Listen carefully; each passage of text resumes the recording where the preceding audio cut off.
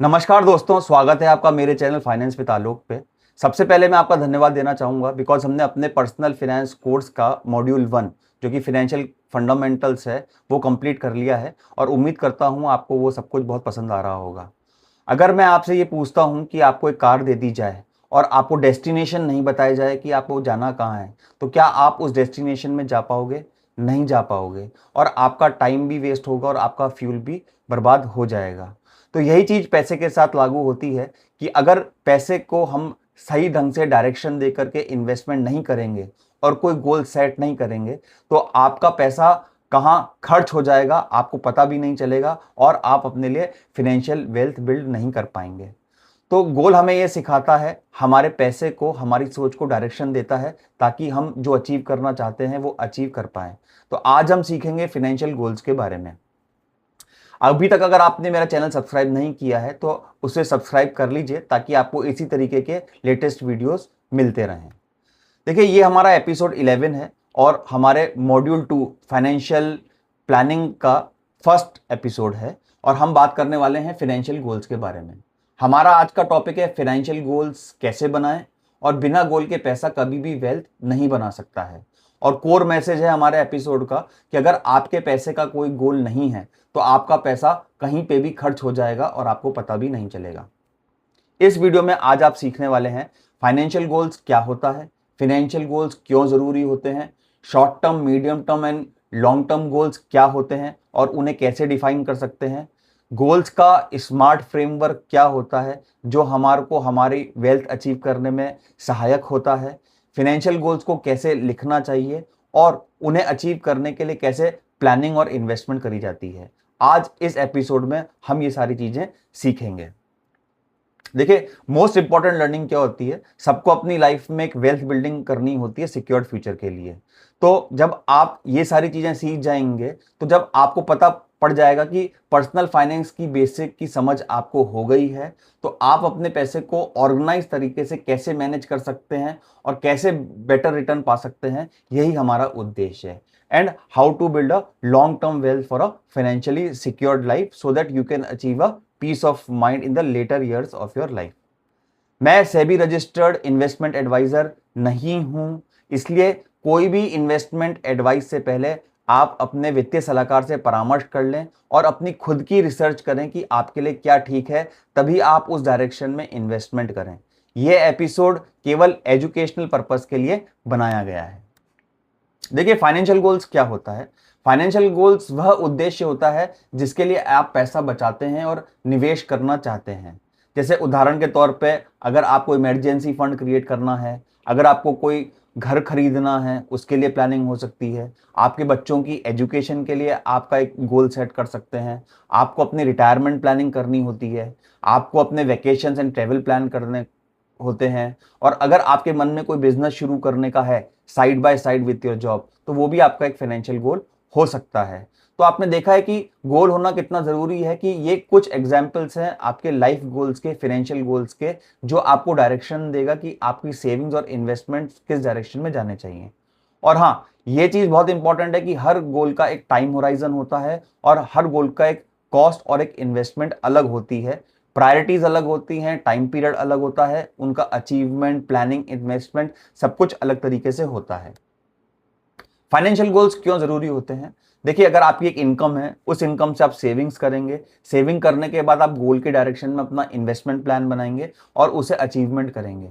अगर गोल नहीं होगा तो सेविंग बिना डायरेक्शंस के होगी और डायरेक्शनलेस सेविंग, अगर डायरेक्शनलेस आप मूवमेंट करेंगे तो आपका पैसा, आपके खर्चे कभी भी नियंत्रित और कभी भी कंट्रोल में नहीं रहेंगे और पैसा कैसे समाप्त हो जाएगा आपको पता भी नहीं पड़ेगा। ये हकीकत है। ये आप लोग भी अपनी लाइफ में महसूस करते होंगे कि यार सैलरी आई है और मुझे पता ही नहीं चला कहाँ खर्च हो गई है। ये तमाम लोगों के यही क्वेश्चंस रहते हैं। उसका यही कारण है कि फाइनेंशियल गोल्स नहीं है और गोल्स नहीं है तो right investment planning strategy develop नहीं हो पाती। तो goal setting is the first step to start with in the financial planning. Goals financials किस तरीके के होते हैं? देखिए, गोल्स को 3 तरीके से डिवाइड किया है, विभाजित किया गया है। Short term goals, medium term goals and long term goals. Short term goals वो होते हैं कि जो हम financially up to 3 years achieve करना चाहते हैं, जैसे कि आपको एक इमरजेंसी फंड बनाना हो, आपको एक लैपटॉप खरीदना है, या अगर आपको एक वेकेशन प्लान करनी है, या आप कोई एजुकेशन का स्किल कोर्स करना चाहते हैं, ये वो होते हैं जो शॉर्ट टाइम पीरियड के होराइजन के लिए होते हैं। मीडियम टर्म वो गोल होते हैं जो आप 3 से 7 साल के अंदर अचीव करना चाहते हैं फाइनेंशियली। जैसे अगर आपको कोई कार परचेज करनी हो तो वो एक गोल है, अगर बच्चों की हायर एजुकेशन है वो प्लान करना है, वो एक मीडियम टर्म गोल है, अगर कोई side by side business hustle start करना चाहते हैं उसके लिए कैपिटल इन्वेस्टमेंट वगैरह वो एक गोल हो सकता है। और अगर आपने ये सोचा है कि अगर कोई होम लोन ले रखा है और आप उस होम लोन से छुटकारा पाना चाहते हैं और वन टाइम डाउन पेमेंट करना चाहते हैं, तो वो भी एक मीडियम टर्म गोल हो सकता है। और लॉन्ग टर्म गोल्स क्या होते हैं, जो बियॉन्ड 7 इयर्स वर्क करते हैं, जो पैसा आपको 7 साल के बाद या 10 साल के बाद जरूरत पड़ेगा उसकी प्लानिंग के लिए होते हैं लॉन्ग टर्म गोल्स। जैसे कि आपको अपना रिटायरमेंट प्लान करना है, या चिल्ड्रंस की हायर एजुकेशन प्लान करनी है, या आप ये सोचते हैं कि यार काम काफ़ी कर लिया है, अब किसी तरीके से हम लोग फाइनेंशियली फ्री हो जाएं, वो भी एक गोल है आपकी सोच के हिसाब से। अगर अगर आप ये सोचते हैं कि नहीं यार ये मेरा एक ड्रीम हाउस है, मुझे ये खरीदना है, वो भी एक गोल हो सकता है। तो इस तरीके से गोल शॉर्ट टर्म, मीडियम टर्म या लॉन्ग टर्म हो सकते हैं। और क्योंकि टाइम होराइजन अलग है तो इसके लिए जो प्लानिंग और इन्वेस्टमेंट का तरीका है वो भी अलग हो सकता है। अगर लॉन्ग टर्म प्लानिंग होगी, अगर लॉन्ग टर्म गोल होगा तो उसकी प्लानिंग अलग है, शॉर्ट टर्म की प्लानिंग अलग है। तो सेविंग्स एंड इन्वेस्टमेंट प्लान उस तरीके से बनाए जाते हैं। एक फ्रेमवर्क की बात करते हैं कि smart framework of goals identification क्या होता है। देखिए, स्मार्ट एक एक्रोनिम है, हम समझते हैं। एस का मतलब होता है स्पेसिफिक, एम का मतलब होता है मेजरेबल, ए का मतलब होता है अचीवेबल, आर होते हैं रेलिवेंट एंड टी होता है टाइम बाउंड। यही होता है स्मार्ट का फुल फॉर्म और यही कहलाता है स्मार्ट फ्रेमवर्क। अब एग्जाम्पल के तौर पर हम देखते हैं कि अगर मैं ये कहूं, आप एब्स्ट्रैक्ट फॉर्म में ये बोलते हैं कि मुझे अमीर बनना है, तो ये कोई गोल नहीं है। और असल में अगर गोल लिखा जाए तो गोल क्या है कि मैं नेक्स्ट 10 इयर्स में 50 लाख रुपीज का एक इन्वेस्टमेंट पोर्टफोलियो बनाना चाहता हूं। ये एक स्मार्ट गोल होता है। अब कैसे इसमें रेलेवेंट है कि आपको 50 लाख का इन्वेस्टमेंट पोर्टफोलियो क्रिएट करना है, वेरी स्पेसिफिक है कि आपको 50 लाख रुपीज का इन्वेस्टमेंट करना है, मेजरेबल है over a period of time कि आपको 50 लाख रुपए हैं, अगर आप एक अच्छे इनकम लेवल पे हैं वो अचीवेबल भी होना चाहिए, रेलिवेंट है, आपका उद्देश्य क्लियर है कि आपको इन्वेस्टमेंट पोर्टफोलियो क्रिएट करना है, और टाइम बाउंड है नेक्स्ट 10 इयर्स में। तो ये जब भी गोल डिसाइड करें, एक ये चीज ध्यान रखिएगा कि वो अचीवेबल होना चाहिए। अगर मान के चलिए कि आपकी सैलरी 1 लाख रुपए महीना है और आप कहते हैं कि आपको 10 करोड़ रुपए जुटाने हैं, तो शायद ये अनअचीवेबल हो जाएगा। तो आपको प्रैक्टिकल और रियल सिनेरियो चेक करना है कि वो रियलिस्टिक होना चाहिए, अनरियलिस्टिक गोल नहीं होना चाहिए। अनरियलिस्टिक गोल क्या हो गया, मैं 1 लाख रुपए कमाता हूं और मैं काफी एंथुजियाज्म में हूं और मुझे 20 साल के अंदर 20 करोड़ रुपए इकट्ठे करने हैं, और मैक्सिमम अगर अर्निंग पोटेंशियल 1.5 लाख रुपए है तो वो कभी भी अचीव नहीं हो पाएगा। इसीलिए बहुत ज्यादा रियलिस्टिक गोल ही बनाना चाहिए जो अचीवेबल हो। अगर अचीवेबल नहीं होंगे तो अननेसेसरी आप अपने आप पे प्रेशर क्रिएट कर लेंगे और अपनी लाइफ को डिफिकल्टी के अंदर क्रिएट कर लेंगे। तो इसलिए नॉर्मल सैलरी अर्न करते हुए या साइड हसल बिजनेस वगैरह करते हुए वो अचीवेबल होना चाहिए और रियलिस्टिक होना चाहिए। एक रियल एग्जाम्पल लेते हैं हम लोग। जैसे एक सज्जन है, रवि की सैलरी मान के चलिए 60,000 रुपए है और वो हर महीने 10,000 रुपए बचाता है, लेकिन उसका कोई गोल नहीं है। तो वो क्या करता है, कभी मोबाइल परचेज कर लेगा, कभी वैकेशन पे चले जाएगा, कभी कपड़े खरीद लेगा, कभी शॉपिंग कर लेगा, इस तरीके से उसका पैसा खर्च हो जाएगा। और वहीं दूसरी ओर अगर एक दूसरा आदमी है अमित, जो 10,000 रुपीज हर महीने बचा रहा है, लेकिन उसके पास उसने 3 गोल अपने लिख लिए हैं। जैसे उसको इमरजेंसी फंड क्रिएट करना है, चिल्ड्रन की एजुकेशन के लिए बचाना है, रिटायरमेंट की प्लानिंग करनी है। तो दोनों एग्जाम्पल में आपने देखा कि दोनों 10,000 रुपीज सेव कर रहे हैं, लेकिन दोनों की प्लानिंग अलग है। पहले केस में रवि ने कोई प्लानिंग नहीं करी, तो इसलिए उसका जो भी पैसा खर्च हो रहा है वो अनाप शनाप चीजों में बस पैसा खर्च होता जा रहा है और उसे पता भी नहीं पड़ रहा है। लेकिन दूसरे केस में जो अमित है, उसने अपनी फाइनेंशियल प्लानिंग कर ली है, तो लाइफ में वो सक्सेसफुली अपने फाइनेंशियल ड्रीम्स को, अपनी वेल्थ क्रिएशन को अचीव कर लेगा। और यही आता है फाइनेंशियल प्लानिंग का अंतर, और यही कहलाती है फाइनेंशियल प्लानिंग कि आपने प्लान कर रखा है अपने गोल्स के लिए, सेविंग्स कर रहे हैं लेकिन गोल्स के लिए बढ़ना बहुत जरूरी होता है। गोल्स को कैसे लिखें, तो आज के वीडियो में मैं आपको फ्रेमवर्क दे देता हूं। क्योंकि ये हमारा मॉड्यूल 2 है, तो आने वाले एपिसोड्स में आपको पूरा क्लियर हो जाएगा कि किस तरीके से गोल्स लिखे जाएंगे। तो आज अपन एक फ्रेमवर्क की बात करते हैं। एक आपका गोल है, आपको ये जानना चाहिए कि आज की उसकी फाइनेंशियल कॉस्ट क्या है, टारगेट ईयर कब तक उसको अचीव करना है, उसकी इन्फ्लेशन के साथ एस्टिमेटेड फ्यूचर कॉस्ट क्या हो जाएगी, और आपको उसको अचीव करने के लिए कितना मंथली इन्वेस्टमेंट रिक्वायर्ड है। ये एक ब्रॉड जनरल फ्रेमवर्क है जो इसी तरीके से काम करता है। तो आने वाले एपिसोड में हम इसको डिटेल्स के अंदर सीखेंगे। तो फाइनेंशियल गोल्स बनाते वक्त आपको 5 चीजों का ध्यान रखना चाहिए। आपका सबसे पहले वाई क्लियर होना चाहिए कि मुझे ये गोल क्यों चाहिए। अगर मैं कोई सेट करता हूं अपने आप को कि भाई मुझे 10 लाख रुपए चाहिए या 15 लाख रुपए चाहिए, तो डायरेक्शन लेस या पॉइंटलेस हमारे को बात नहीं करनी है। हमारे माइंड में क्लियर उद्देश्य होना चाहिए किस लिए कर रहे हैं। क्या चिल्ड्रन एजुकेशन प्लान कर रहे हैं, हम होम लोन या अपना घर प्लान कर रहे हैं, या हम वैकेशन प्लान कर रहे हैं। तो पूरा वाई क्लियर होना चाहिए। जब तक वाई क्लियर नहीं होगा तब तक आपको मोटिवेशन नहीं आएगा।